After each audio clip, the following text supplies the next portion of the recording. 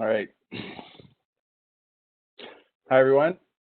Thank you for joining us and welcome to QI Power Hour. I'm Riley Woodman and I'm with the Health Quality Council in Saskatchewan. For those of you who are joining us for the first time, we historically have come together around an interest in improving the health system. Today, what brings the QI Power Hour community together is an interest in continuing to do our best work, only now it's from home through remote working. I hope during this series, or our hope during this series has been to try and contribute to your transition into working remotely by offering maybe some new ideas or maybe some just timely reminders to consider. As part of our organizational and personal commitments to truth and reconciliation efforts underway in our country, we like to begin our sessions by acknowledging the lands we're meeting on. Today, I'm joining you from my spare bedroom and office in Saskatoon, which is located on Treaty 6 territory and the traditional lands of the Dakota, Lakota, and Nakota, and the homeland of the Métis. We want to contribute to a future of reconciliation through restoration of relationships and trust and collaboration. So now I'd ask that everyone share in the chat where they're joining us from today.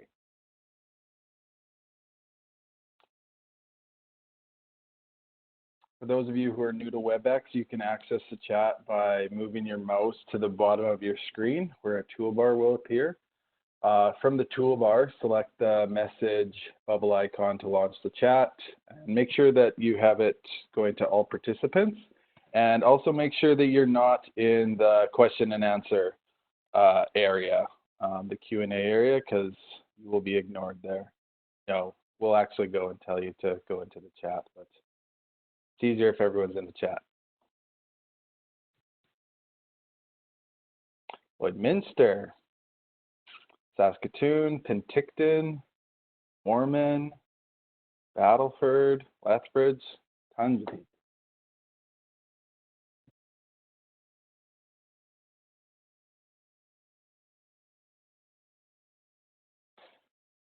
Just a note that we record our sessions and we make them available on our website following the event. This may become increasingly useful for those of us who are working from home with kids present and may have to hop off during this. I'll share that link shortly in the chat where you can find the materials after the session.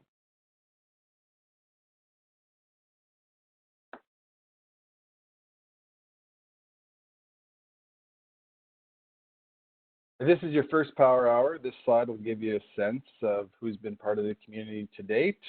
We'd like to thank everyone for the work that you do in whatever sector or part of the system that you're coming from, or if you're coming from outside the health system, for everything that you do that contributes to quality improvement community, to the quality improvement community. Here's a look at organizations from across Canada that have joined, and outside of Canada.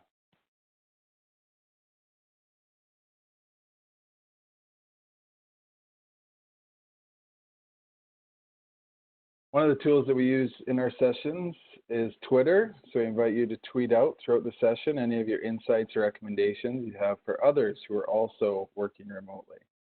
And also make sure that you're using the chat. You can talk throughout the whole thing. That's what we like to see.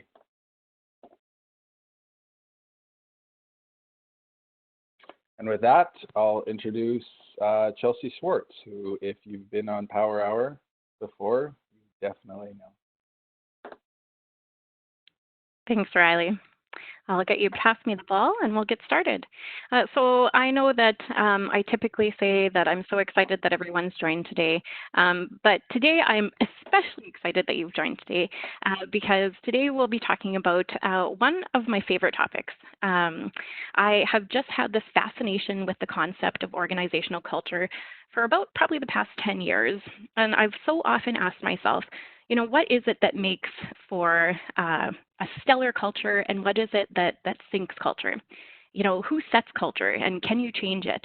And one of the things that I have found that very much influences culture, whether it be at an organizational level or at the level of a team, is trust. So about 10 years ago, I was training to be a dietitian, and part of the program at the U of S is a one-year internship, where in a short order of time, you go through about 10 different placements in 10 different organizations. And so the downside of this is that it's sometimes hard to find a place to stay for 2 or 3 weeks, and you end up living out of a suitcase for a year. But the upside was that I essentially got to speed date a bunch of different organizational cultures in a very short order of time. And that experience really made me realize how impactful culture is to your day-to-day work experience. Work takes up a lot of time in your life, and the environment that you're in can so hugely shape your experience and also your work performance. And let me tell you, in that year, some of the experiences that I went through were not so healthy. In fact, some were pretty bad. What we saw was passive aggressive behavior, maybe some overtly disrespectful behavior, lots of times lots of gossip and closed door conversations. And I just felt like you could feel the anger and the fear and the discomfort of these people. And it was really hard to distance yourself from it. And it was really that experience, after that experience, that I committed to myself that, whatever future job I would be taking, the culture of the organization would be a key thing that I evaluated before taking a position. And that was actually the main driver of why I chose to work at HQC. It was an organization that I'd worked with as a student, and from the first moment that I walked through that door, I could just feel its culture. People were authentic and genuine and happy and open, and they just felt comfortable. And I left thinking, man, what nice people. But at the time, I thought, surely a culture has to be more than just a group of nice people, right? And that's kind of what propelled me into this journey of really diving deep into organizational culture and the factors that influence it. And so with that, let's get started with our session today. So today is going to be really conversational. So as Riley mentioned, I'd like you to keep your chat handy because we're going to be reflecting on a lot of our topics today. And I encourage you to share out your insights. So the content from today is a mix of evidence and research, but with also some of our lived experience and insights at HQC. So the content that we'll be discussing today is applicable to in-person settings, but given our current circumstance, I really want to call out how these things apply in a virtual setting. First, we'll start with some context setting. So what are we talking about when we say a high-performing team? What does it matter how people interact as long as they get the job done? Why do we need to trust each other?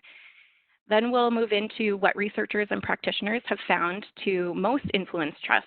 And we'll unpack some of those building blocks, some of those actual behaviors and actions that either build trust or detract from it. And then finally, we'll discuss 3 of our favorite tools that we've used extensively at HQC with our teams that we've found to have a really big impact on our teamwork. So first, what makes a team high performing? So to start us off, I want you to think about the best team you've ever worked on. And I actually want you to do this. I actually want you to think about the best team you've ever worked on. I'm going to give you 15 seconds to think about this. And I want you to think about who was on it and what you accomplished and how it felt to work on that team. So go ahead and think about that. And when you're ready, I invite you to share out in the chat, what was it about that experience that made it exceptional?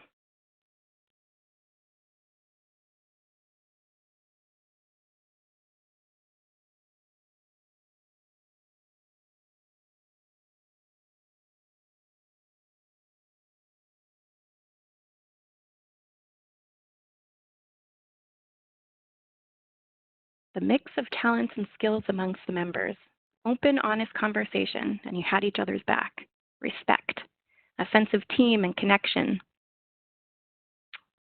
Look at this, trust is coming up. Excellent, excellent. Great, so I'm so glad that you've started to think about your own teamwork because I think that that's, really what solidifies sessions like these and new information and information that may already be new to you is actively making that link back to your own experience. So we'll be encouraging you to do that throughout the session, to think about things think about these things as they relate to some of your past experience. So I think it's fair to say that teamwork is here to stay. across industries, but in healthcare in particular, more and more we're talking about team-based care and the healthcare team, and really that ambition to work together effectively and to really make the best use of everyone's talents. And researchers in a 2016 Harvard Business Review article found that the time that managers and employees spent in collaboration activities had increased by at least 50% over the past 2 decades. But many of us also know that teams are not created equally, nor are all collaborative efforts successful. So I think we've all worked on teams that have struggled, that have maybe had some of those behaviors that I described in my culture speed dating experience. Maybe not overtly disrespectful behaviors, but more subtle signs. So things like maybe different members of the team seeming to have a different understanding of where the work is headed, or maybe going through the same conversations over and over again. Maybe you're missing deadlines on deliverables because there's confusion about who had agreed to do what. And maybe that's that observation of some of those closed-door conversations or the meetings after the meetings. So now that we're shifting to a remote environment, we might also see other signals. So, you might see people looking at their laps during meetings and, maybe a telltale sign that they're texting during the meeting or other types of back channel communication happening. Maybe there's other signs of disengagement, like not having your camera on or not speaking up during a meeting. Maybe people are discreetly recording the meeting because they don't trust the conversations that are happening. Or maybe people are not even showing up. I think you all know what I'm talking about. You've probably seen one or some or all of these behaviors over the past number of weeks. So what is it that makes collaboration successful? What is the secret ingredient for team success? Is it bringing together the smartest people, similar people, different people, people who are friends outside of work? And this was exactly the question that Google had and set out to answer in 2012 in a project that they codenamed Project Aristotle, which was a nod to the philosopher Aristotle, who is famous for saying that the whole is greater than the sum of its parts. So I've included a link to this article and, in fact, all the resources that I'll be referencing today in a resource list. Riley's going to share out the link of where you can find that on our website. This one's a really great read, really well written. I highly recommend it if you have time to give it a read. So in 2012, Google brought together some of its best, organizational psychologists, researchers, sociologists, to analyze data from 180 of their Google teams. And what they were looking for was, why is it that some teams stumbled and some teams excelled? And in short, what they found was that success was less about who was on the team and more about how the team works together. So Google found these 5 key characteristics that high-performing teams shared. So the first was impact. So teams, everyone on the team could see how the results of their work were actually contributing to the organizational goals. So there is that line of sight between the project work and what the organization as a whole was trying to create.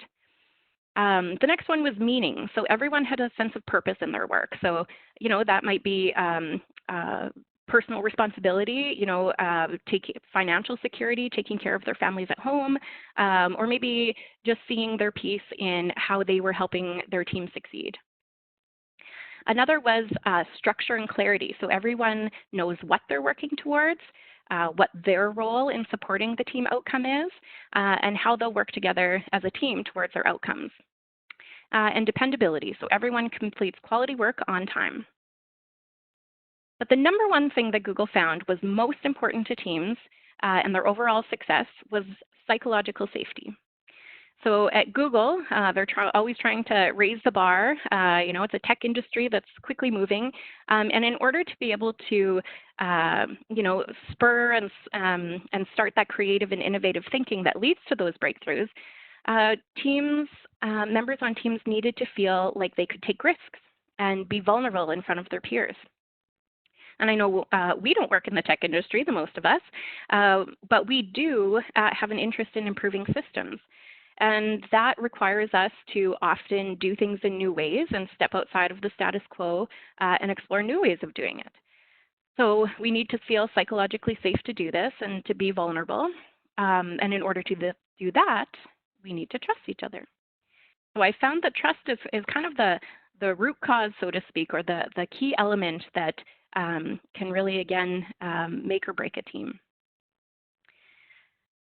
So some work that a researcher named Paul Zak has done. He studies the neuroscience of trust. And in an article that he published with HBR, he found that in addition to having high-performing teams, employees in high-trust environments also had increased productivity, more energy at work. They tended to stay with their employers longer and collaborate better with colleagues.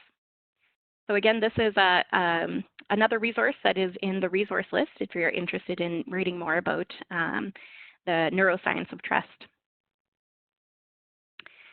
So next I want to move us into the factors that influence trust. And this is maybe a question that we don't think about every day. For many of us, especially in an office setting, relationship building is just something that comes naturally to us. It's something, that we encounter on a day-to-day. We have lots of natural, unplanned opportunities to connect with colleagues on a daily basis. So, it's the meetings in the kitchen, the informal meetings, bumping into people in the hallways, staying after a meeting to chat and catch up. But we don't necessarily have those same opportunities in a virtual environment. So now it's a great time to get intentional about your trust building game because you don't have those kind of sporadic moments that pop up. So how can you intentionally create them? So I just want to ground us in a common definition of trust before we move on. So here's a definition from the dictionary. The firm belief in the reliability, truth, ability, or strength of someone or something. So in other words, this is the belief that I believe that you're going to do what you say you're going to do. I believe that you're telling me the truth. I believe that you have the skills to follow through on the things that you've committed to. So the first concept that I want to explore this morning is the work by the researcher Brenda Brown, who many of you will probably be familiar with. She's gained international popularity over the past number of years, and she is known for her research on vulnerability, shame, courage, empathy, and she's also explored the concept of trust in what I think is like a really practical way. So she says, trust is built in very small moments. And this resonates with me so much based on my own personal experience. Trust isn't built in one meeting at one point in time with some grand gesture or because someone says, just trust me. It's something that's earned. It's gradual and slow, and it's built over time. So now I want you to think about a time when you really struggled with a colleague or on a team, so when things didn't go so great. I'm going to give you another 15 seconds or so to think about this. So think of a time that you really struggled with a colleague or on a team. And I want you to think about the dynamics and how it impacted the work.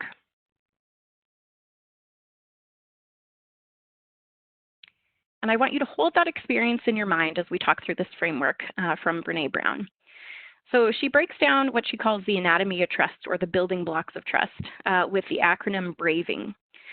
So again, these are some actual behaviors that can help translate that ambition of building trust. It seems kind of lofty and it's hard to make it tangible into some of those actual actions that you can take to build trust.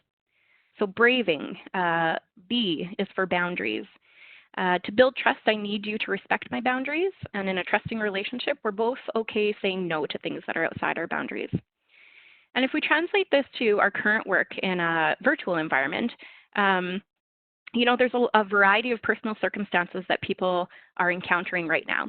So our boundaries may look different than what they previously did in an office setting. So you might have people on your team who are also caring for young children, or maybe trying to balance homeschooling their kids with working.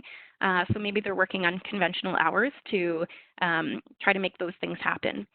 So the key point here is that it's important to communicate your boundaries to your colleagues and let them know if and how they've shifted during the pandemic. The next is R for reliability. So this is essentially that you do what you say you're going to do. So we We don't overcommit to things that are maybe beyond our scope of capability or our skill set.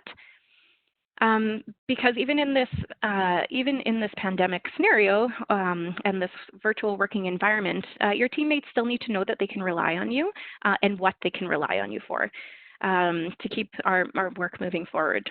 So, very helpful to keep your team members informed on how things are going. If things need to shift or pivot, communication is going to be the key to be able to reallocate those deliverables as needed. The next is A for accountability. So when we make mistakes, we own them. We don't try to blame circumstances or others, and then we work to make them right. V is for vault. So when I tell you things in confidence, I trust you to keep them in confidence. So you're not betraying my trust by sharing my information, and you're not sharing information of others either. And I think that this is another one that's increasingly important in a virtual environment where many things exist in writing. So it can be really tempting to forward on that email or a screenshot of a conversation and share it outside of the vault. But remember, each one of these opportunities is either an opportunity to build or erode trust. Next is I, integrity. You choose to do what is right. So I see you living your values out on a daily basis. So this means walking the walk, not just talking the talk. N is for non-judgment. I can ask you for what I need without fear of judgment, and we can talk about how we feel. And this is a stressful time, an emotional time for some. And I can tell you that there have been days over the past couple of months where I've cried over video chat with my team members during this pandemic, and really grateful to have that foundation of trust and an environment where I can feel comfortable doing that. And G, the last one, is for generosity. So you separate my actions from my character. And this is another one that's important right now. People might be reacting differently than normal, maybe outside of what you would normally expect from them. So it's being generous as as possible in your interpretations of their actions. So it's the difference between a colleague saying, wow, Chelsey is always late for our meetings lately, instead of maybe granting me a more generous interpretation. So maybe they think instead, I wonder if Chelsey's caught up with her daughter, Emma. Maybe I'll go check in to see what's going on and what's keeping her. So now reflecting back to that team or that colleague that you were struggling with, do any of these elements stand out for you? Can you identify one or a few of them that were perhaps missing or could have used strengthening that would have maybe perhaps improved that interaction? So I invite you to think about that and share in the chat.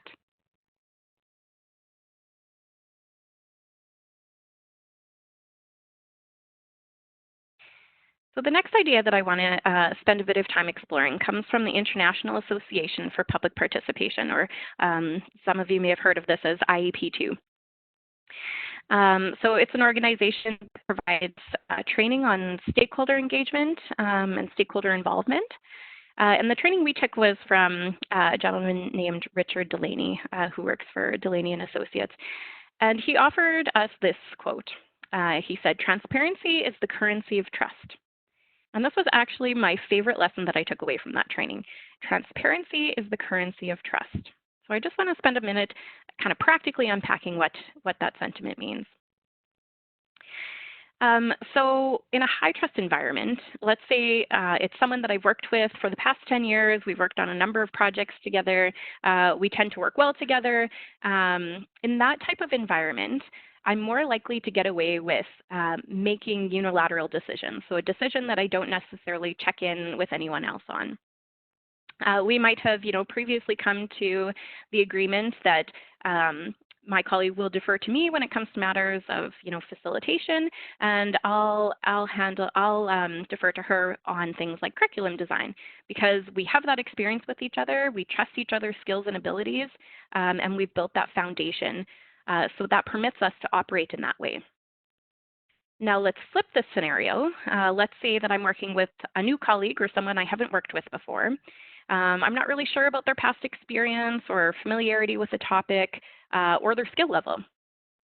So in this case, we can use transparency as a mechanism to build trust.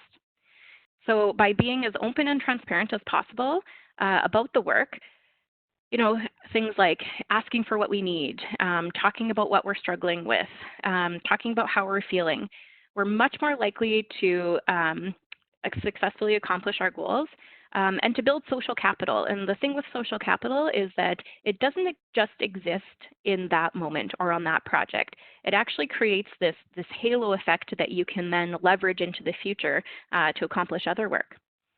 So as a general guideline, when no trust or low trust exists, it's a good rule of thumb to be as transparent as possible to help build, or perhaps in cases where trust has been lost, to rebuild some of that trust.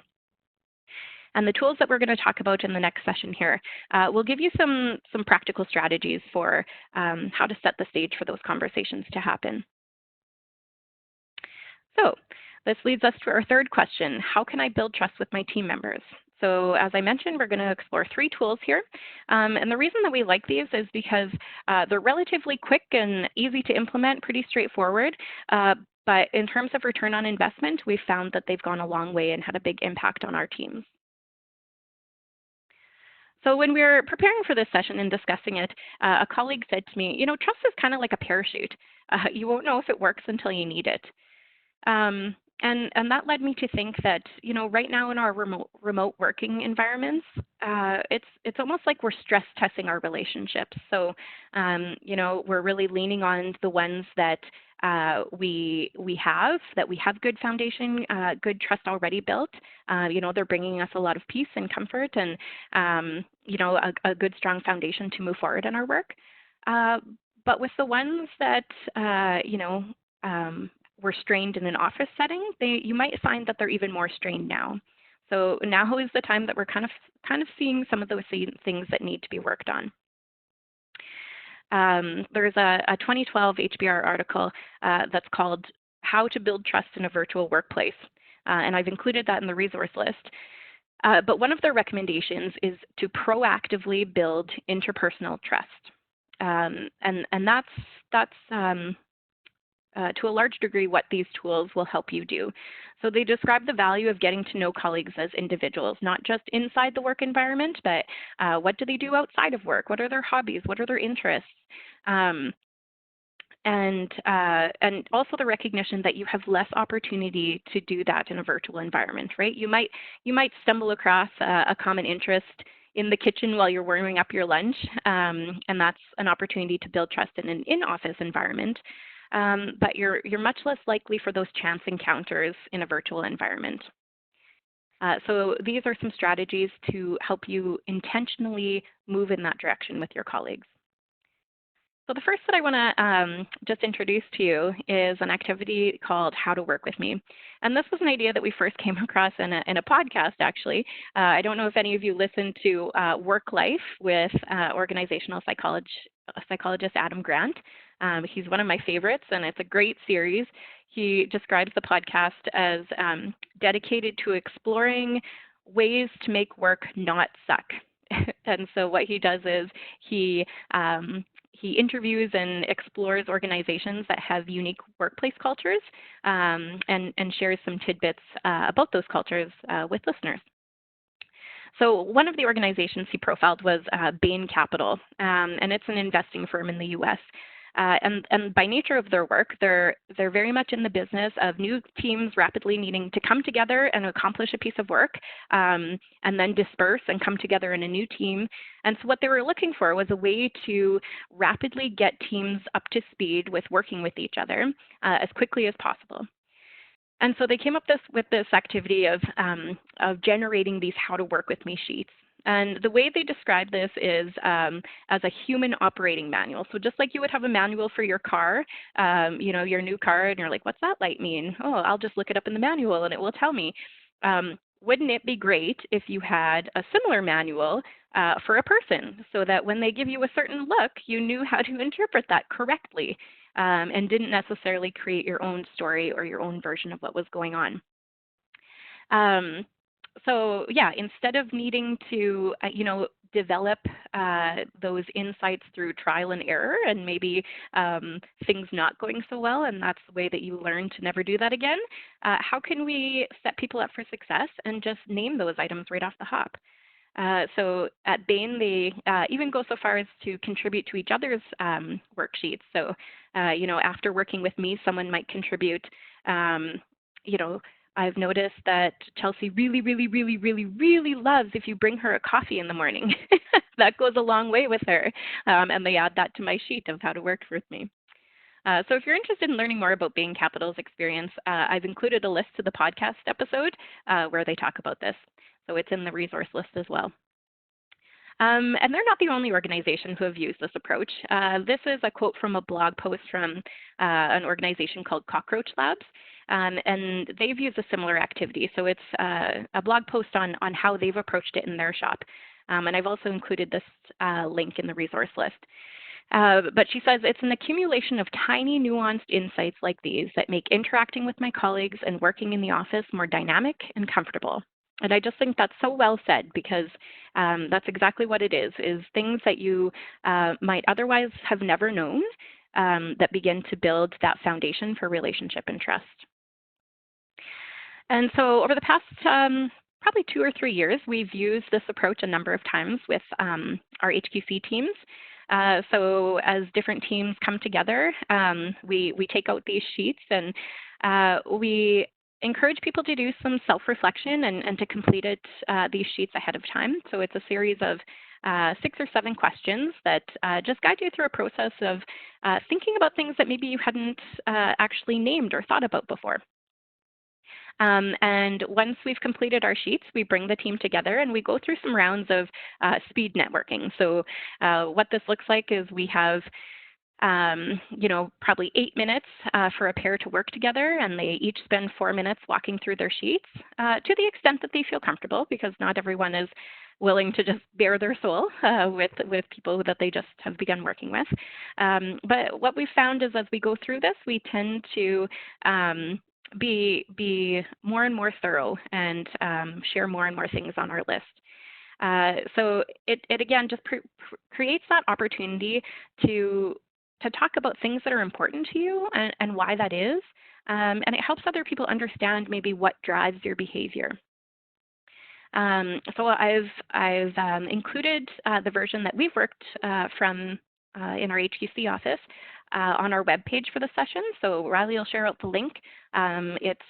We encourage you, we welcome you to download it and to switch it up for your own purposes. So depending on your work environment, you might want to change the questions. At this current point in time, when we're working virtually, you might consider adding a question like something like things you need to know about my home environment at present.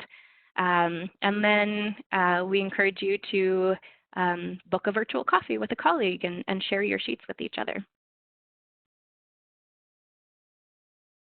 So the next tool that we found useful in building trust with our teams is this one, the SCARF assessment. And it was created by the Neuro Leadership Institute. And so it's a free online 12-question assessment that helps you understand your own preferences and drivers in a work environment. And so why this is useful is that it can help you understand why you react strongly to some things and not others. And similarly, why you might be observing others react strongly to some things that don't bother you. So completing your SCARF assessment, again, is an opportunity for you to maybe name something or identify something that you weren't necessarily previously aware of. So it begins to serve as a common language that you can use to communicate with your team members. So I'll just walk through the 5 domains quickly here. So essentially, it ranks these 5 elements in rank order according to which is most important to you. So which of these factors drives you, which is most important and fuels some of that behavior in a work environment. As you discover your SCARF assessment and which of these is most important, it's really interesting to kind of look back and see how they correlate to Oh, sorry. There's a home phone, and I'm not used to having those anymore. Um, sorry. Um, so it helps you identify maybe why you've reacted so strongly, and kind of correlates to some of your hot button issues that you've experienced in the past. So the first is status, and this is how you view yourselves in relation to others. So, the perception of where you sit on the totem pole, so to speak. The next is C, certainty. This is my primary driver, and it's the idea of eliminating ambiguity. So, the brain is a pattern recognizing machine that is constantly looking for patterns and trying to analyze if the environment is safe or not safe. The next is A for autonomy, and this is the perception of having control over our environment and that feeling of having choices. The next one is R, relatedness. So this is the idea of belonging to a social group at work. So people just naturally like to form tribes, and they like to feel that feeling of belongingness. So maybe this is what drives you at work. And the last is fairness. So the idea that amongst your colleagues, you are all treated the same rules are applying to everyone. And so I just want to point out that a common theme between the SCARF model and the How to Work With Me sheet is this idea of self-reflection and self-awareness. And I think that's a really important starting point to building trust, is that giving yourself some time to reflect and think about what's important to you. What are the things that you're willing to let go, and what are your hills to die on? The latter are things that you probably want to share with your colleagues, and talk about why. And it's really hard to do the sharing bit if you don't have the self-awareness bit. So both of these tools can hopefully lend you the opportunity to discover new things about yourself, or describe things that perhaps you hadn't been able to name in the past. And so just by way of example, I thought that I would share with you my output from my SCARF assessment that I first did about 3 years ago. And so my highest ranking one was certainty. And as I worked through this, I was like, yes, this is me. You like things planned well in advance, and you don't like last minute changes. I've designed my life around this. This one really spoke to me. You may also react very strongly when people leave things to the last minute or constantly change their mind.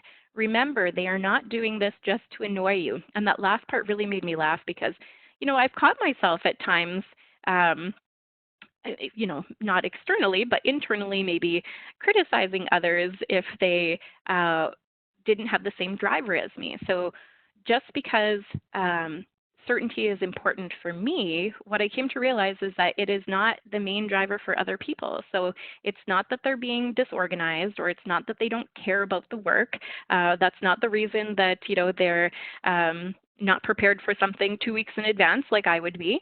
But it helped me understand not only others' reactions to the same shared event, but also made me appreciate that maybe different things are driving their behavior.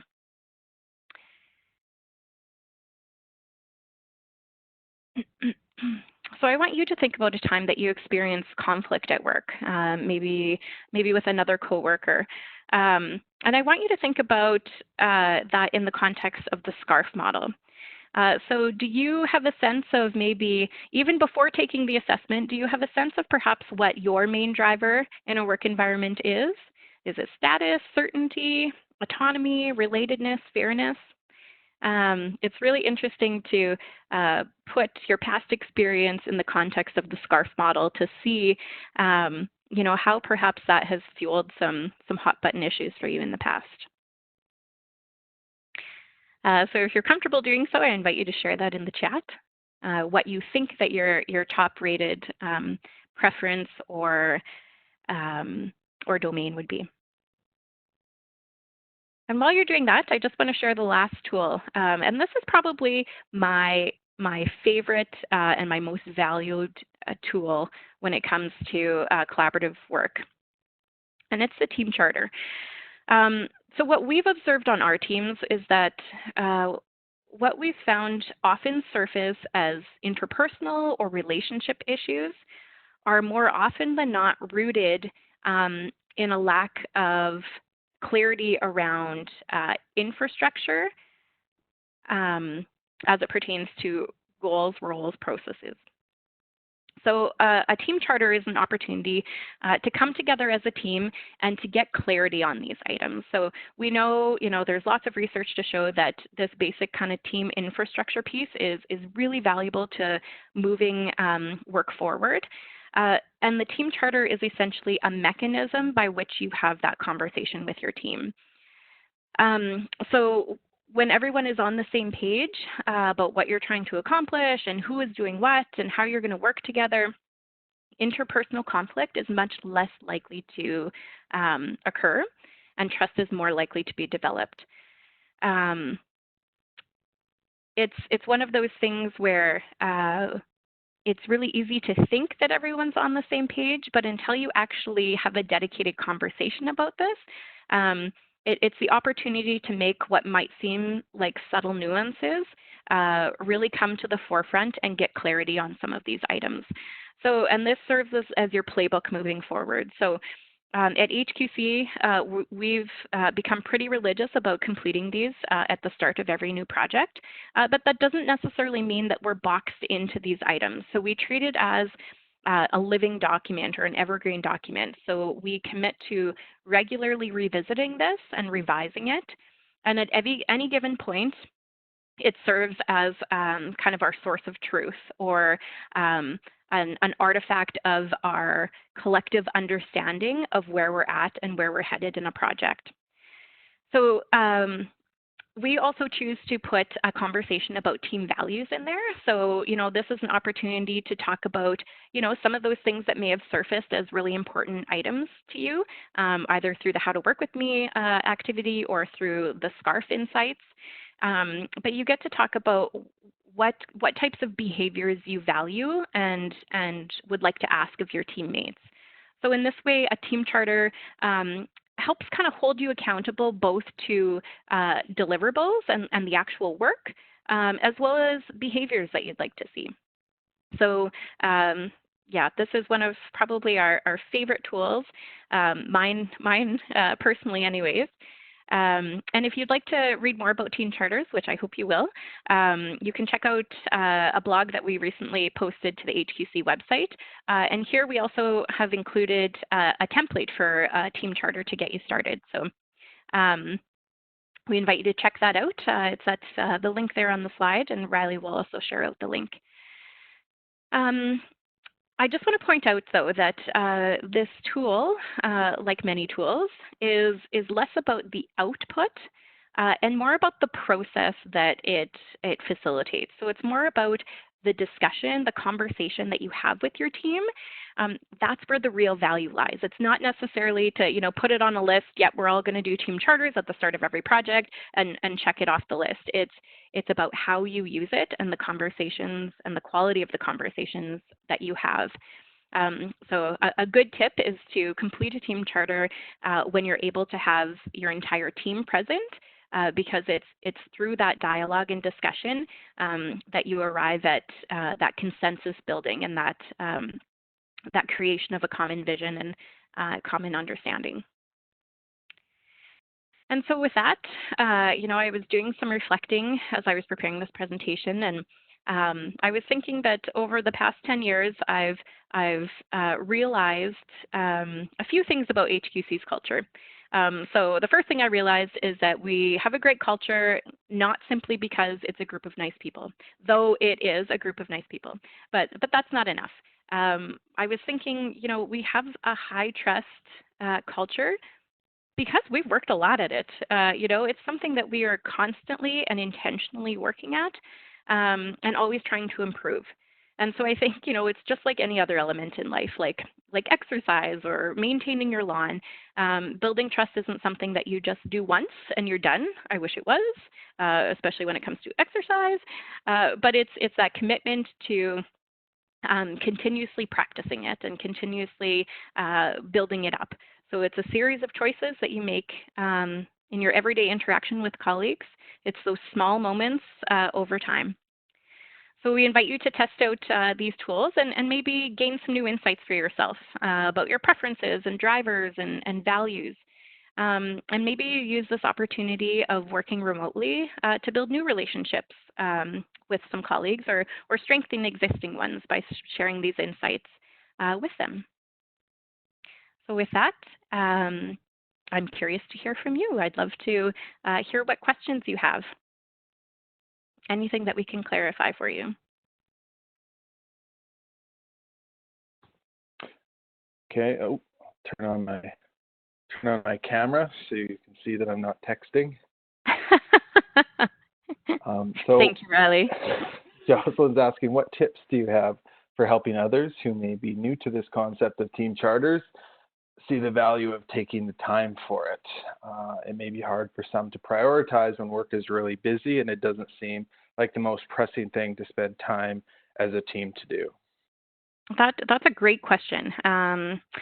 Yeah, you know, it's one of those things where you almost need to live through the pain of working on a poor team in order to see the value of upfront investment. So, you know, that might be a great place to start, is to talk about, you know, maybe some less than desirable past team experiences, and to talk about some of the contributing factors that led to that. And it kind of makes the case for itself. You know, if you unpack some of the things that perhaps didn't go well on a team, and then you see the reverse of setting out those things in a complete and comprehensive way at the onset. So, you know, it's kind of, you spend the time early on, or you spend the time kind of reworking it further down the line. So, yeah, great question.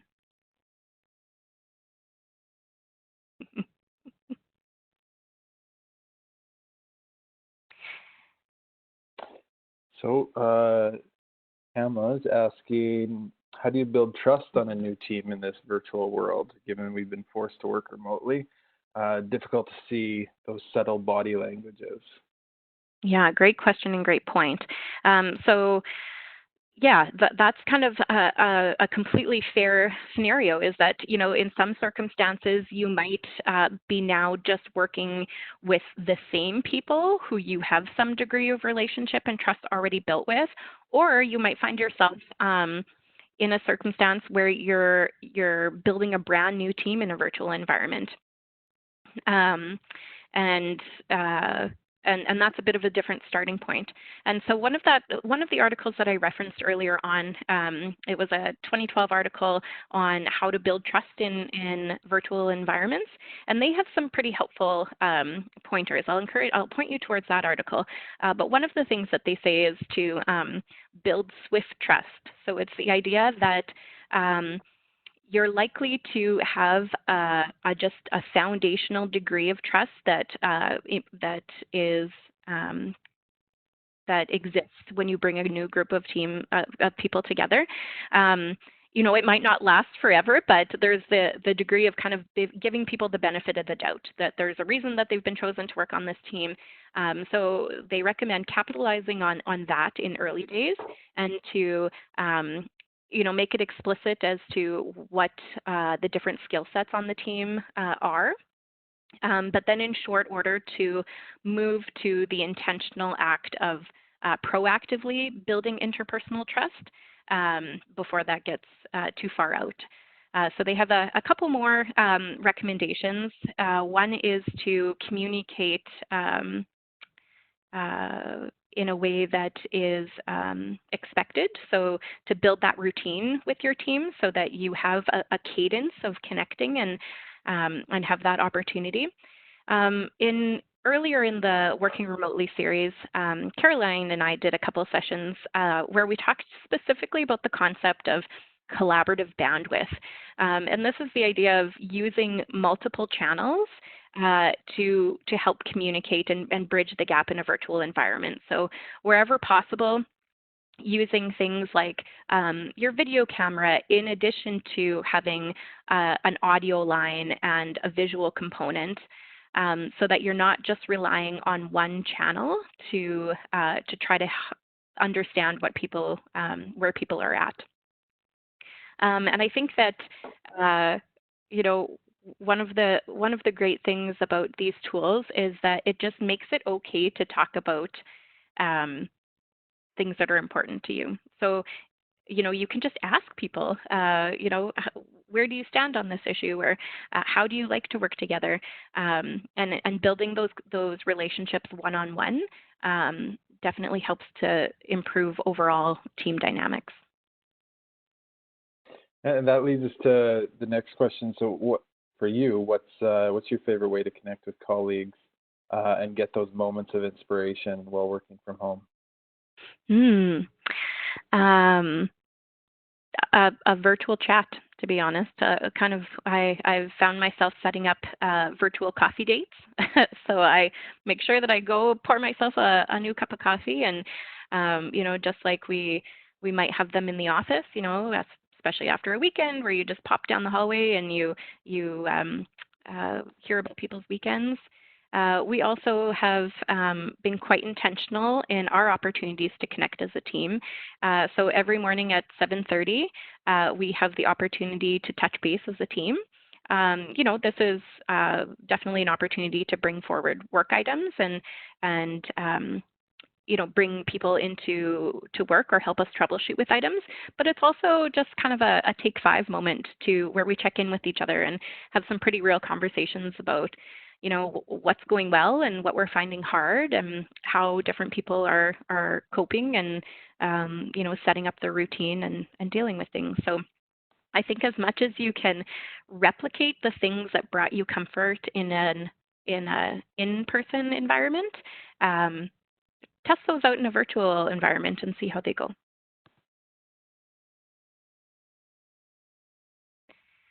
Well, great. Do you want to wrap us up, Riley? Yep. I think you want to change it to the next slide? Oops, sorry. I'll pass you the ball here.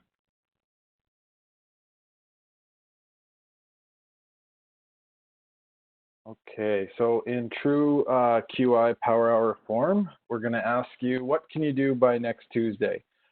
In the world of quality improvement, we're often tackling complex changes. Sometimes we need to just start somewhere, start anywhere. So for contributing to a better team environment at work, what are you going to do before next Tuesday? So if you can, share that in the chat if anything comes to mind, what you can do. Maybe introduce the team charter or try it, or maybe update your team charter. Take the, look through some of these resources. Yeah. Many ideas. I've got too many things going on my screens right now, sorry.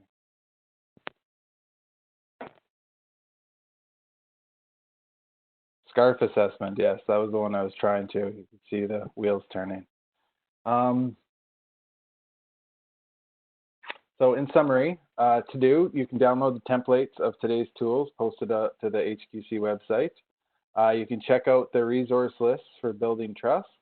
You can read the blog, which was the last thing I put in there, on team charters, and you can join our next session on creating micro-learning camps.